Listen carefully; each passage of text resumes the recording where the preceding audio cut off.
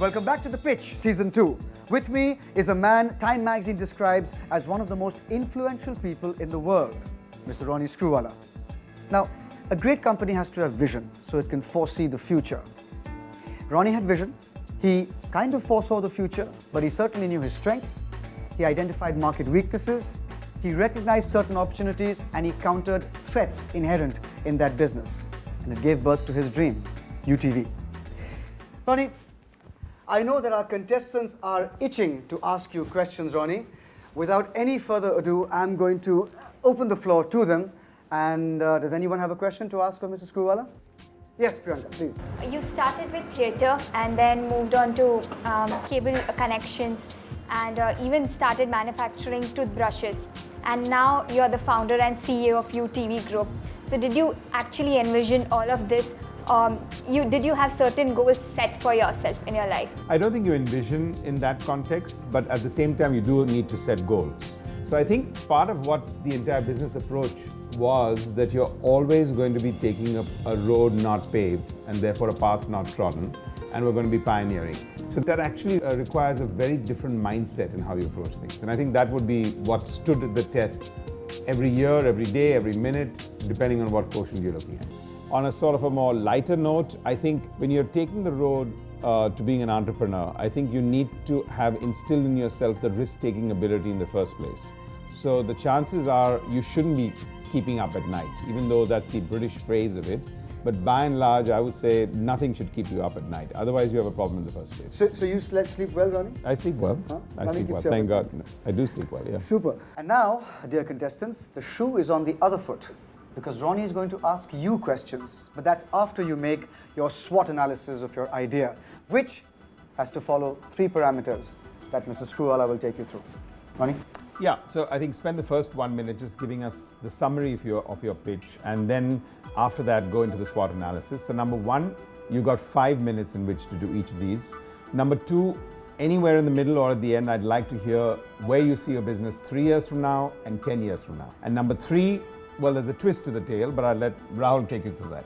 Thanks, Ronnie. So here's the little twist. After each of you comes here and makes your pitch, you will put your hand into that glass bowl and take out one bright pink colored slip of paper on which there will be the name of one of your fellow contestants. That contestant will ask you a question based on your pitch. Now, there will be 2 metrics of judging here: the quality of the question as well as the quality of the answer. The person presenting will have 1 minute to answer the question. All clear? Okay, fantastic. Rahul also told us that we were going to have to ask one of our fellow contestants a question, and it had to be as difficult and challenging as possible, which was kind of tough because we've only just met and we're also starting to build friendships, and you sort of want to see someone succeed, but at the same time we had this task to do. We will start with our contestants starting from the right. So that's you, Tony, who are first. I will introduce myself as a parent who was concerned about his children's shoes and then started a business. My child was supposed to wear a PVC shoe because the school recommended it. PVC is a known carcinogen and it's banned across the world. Leather is the best material for our shoes because it allows the feet to breathe. And children require this product because their feet are growing. Being a leather technologist with a technology background in leather, working for a multinational corporation, I said, yeah, this is an opportunity. The strength of our idea is this, that the scale that opens up for us in B. The scale is this, that we are able to not only get this huge market in India annually, we can also get countries interested in our product. The weakness of our idea is a lot of these technologies are still in its nascent stages. Like for example, we are using carbon dioxide instead of water to process leather. The opportunity is we can actually do a scale here in India. Your time is up, Tony. I'm going to request you, fish out a name from the fish bowl.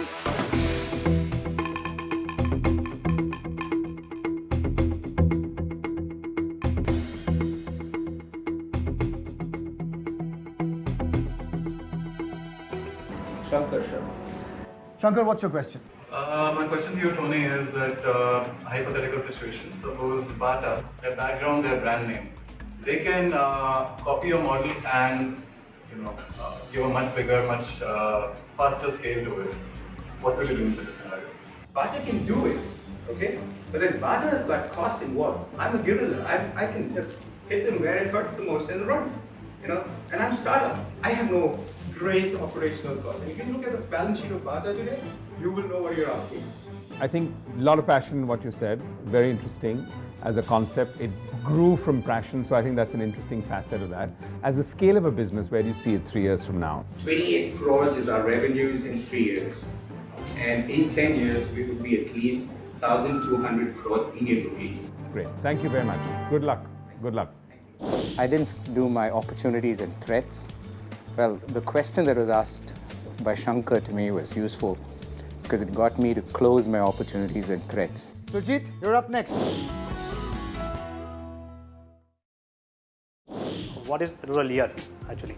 It comprises of various components like customer relationship management, supply chain management, product lifecycle management, and human resource management.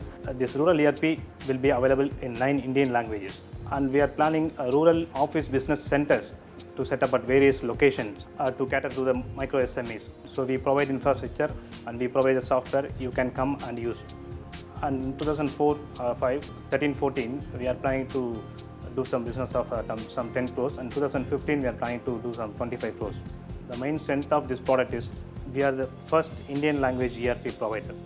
And the weakness part is there are 2 main weakness. One is internal, one is external. Internal part is there is lack of infrastructure in most of the micro SMEs. The external part is there is a lack of power and broadband connectivity that can happen. Then come to opportunity part. There are 26 million micro SMEs in India. They are providing 60 million employment kind of thing. And 45% in rural areas and 55% in urban areas. So The time is finished, and you haven't addressed your threats. Yeah. This is a habit that I would not like the other contestants to get into. The time has come for you to fishbowl.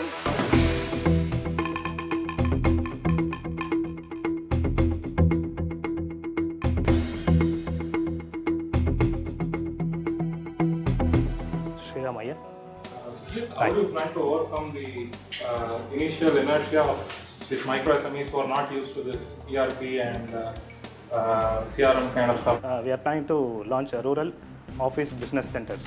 So where there is infrastructure, the manufacturing unit is in some remote places. So they can come and use our software, even in infrastructure, we can use it. We can even sell their product to these OBCs. Okay. Now, connectivity. I know you put that into your weakness, but I think that's a business fundamental problem. Yeah. Without connectivity, it can't really be a weakness. It's a fundamental issue. How are you tackling that, or how are you planning to tackle that? If you are not getting connectivity from your home, because 3G is not here, the tablets are available, WiMAX is available, they are planning to out. So in another 2 or 3 years, the connectivity problem will sort out. Okay. Good luck. Wish you the best. Thank you. Whoa, this SWOT analysis stuff is pretty bruising, huh?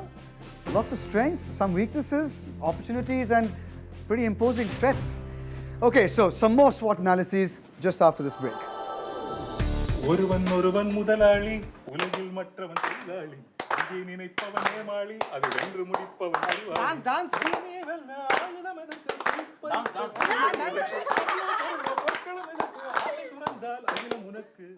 And now for the Samsung Galaxy Tab 750 contest.